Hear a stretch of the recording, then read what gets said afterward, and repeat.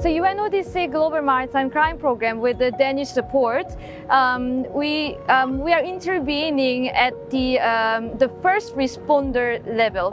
At the sea, the conditions are particular, so it is important for the maritime law enforcement officers to know what is the best way to collect the evidence at sea, so that it will be easier for the prosecutors to make their case and then bring criminals to the justice.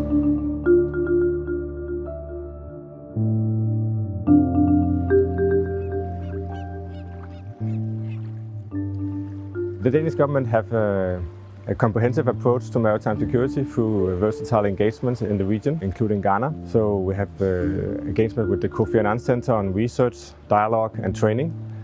And through the UNODC, we are working with maritime security specialists in Ghana and Nigeria on legislative matters and maritime strategies. UNODC Global Maritime Crime Program, we provide our technical assistance throughout the mentors who are physically embedded within our national counterparts agency. So one of the challenges in this region is the amount of agencies in each country. So all of these different stakeholders need to be encouraged and trained in interagency collaboration, and that's where we're seeing the UNODC doing a great part with having boots on the ground and being very good at convening the different stakeholders across agencies. Interagency cooperation among states and also with international partners are very essential. They are required to help us fight the multinational, multidimensional criminal networks at sea.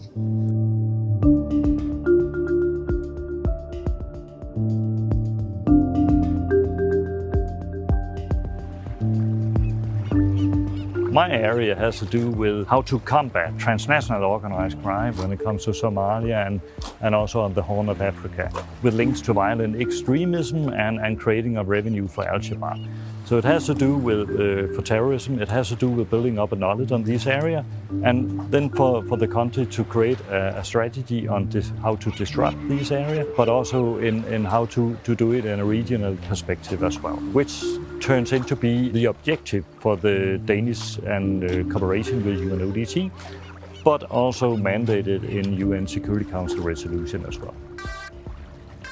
You need to have a proper level on how to conduct patrolling at sea. You need to know what are you looking after in terms of different area of crime types, which we know create a huge amount of revenue for terrorism, because you can have a general knowledge, but you also need to have a specific knowledge in how to handle that. We are using trainers within the Danish police being deployed to both Kenya and Somalia to conduct the training. This is going to happen during the second half of 2021. And the outcome is, of course, to put a stop on the creation of revenue for terrorism, but also to have an impact on transnational organized crime at sea, connected to the land-based situation as well.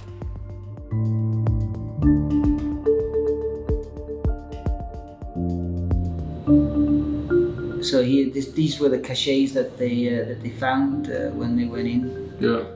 Unfortunately, it's quite easy to make IDs. It is quite easy as well to have different types of precursors, mix them together, and to make your explosive. When the maritime law enforcement, if they're boarding and they see different types of precursors, ID components, then it's quite important that they know what these things can be used for, so they can check with the documents on the ship, know what's lawful, what's unlawful, what they need to do, who they need to call, the specialists they need to get in, and that's what we've been teaching them down in Sri Lanka. All the forces should know counter ID procedures, because IDs is beginning to be a bigger threat in the global maritime environment. I think that the cooperation with the UNODC and the Danish Navy was really good, because I could see personally that they were lifting the level that they were. If this threat presents itself, then it's really good to see that they know what to do.